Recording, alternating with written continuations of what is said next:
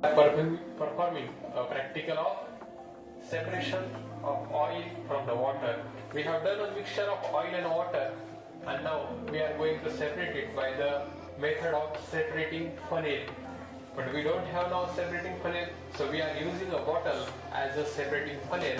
We have already done a hole at the bottom of this bottle, so you can see that when we press the bottle, water will come out drop by drop.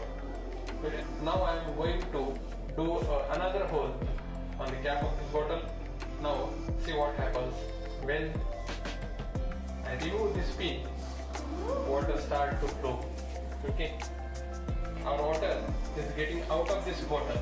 आपलं जे पाणी आहे हे या bottle मधून बाहेर यायचे हळूहळू, आणि जी ऑइलची layer आहे वरती तुम्हाला ऑइलची लेअर दिसते का?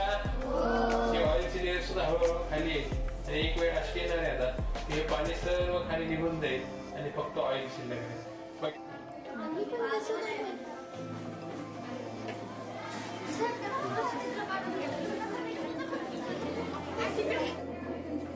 बघ आता थोडस पाणी शिल्लक याच्यामध्ये.